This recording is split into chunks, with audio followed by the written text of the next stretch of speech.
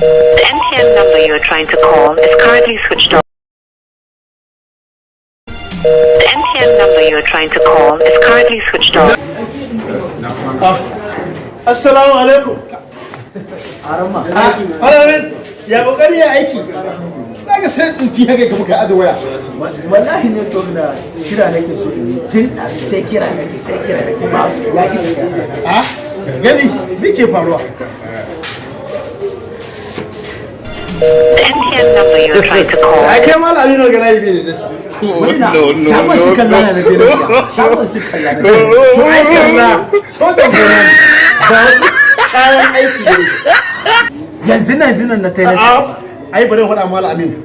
Muddin kana so inda zaka je a yi maka layi a yi maka rijistar layin ka cikin sauki sha yanzu magani yanzu ana ya ma ya buɗe ka fara kira ba tare da ɓata lokaci ba ai sai ka je Visa Global Service. ina yake Ai Visa Global Service yana nan a AA Plaza a rijiyar lemu A and B. yanzu naka kira da shi Kana so mutum kai ka? ina so Ka so mutum.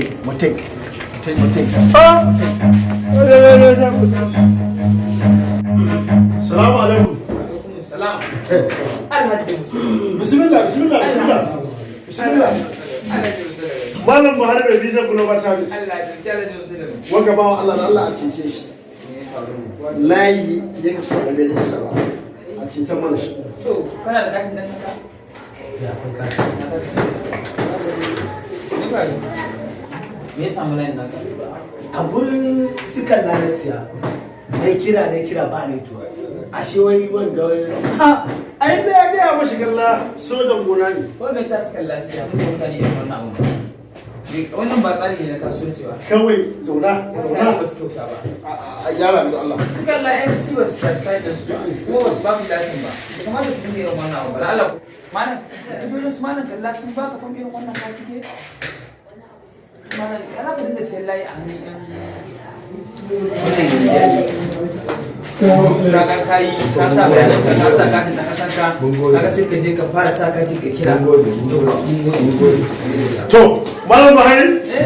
Ita godiya nake. Sai wata rana. Allah ta'ala ya ƙara ɗaukar kawai kamfani. Kuma ku tsare gaskiya ka wani kuma sa. Insha Allah. Masha Allah. Malam barka da lafiya. Alhamdulillah. Masha Allah. Me yake so ne? Na sa ta zama ka? Ka da ka ta haihuwa ka?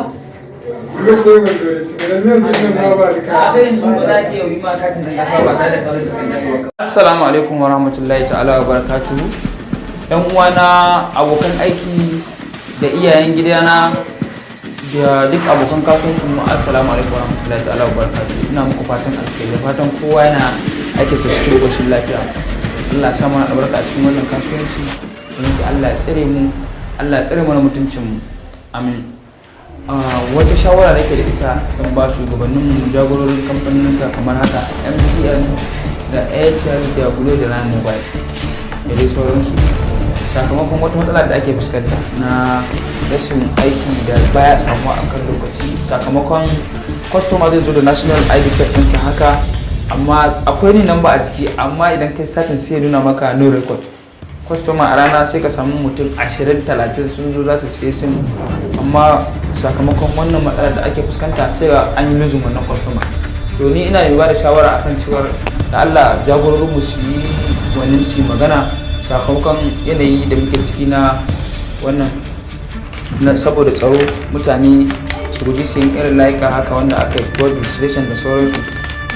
Da Allah a dan yi kokari a taimaka a musu magana, sakamakon don customer ya zo yanzu ya zo ya sayi layi yana so a mai rajista, to sai abin nasa ya nuna new record.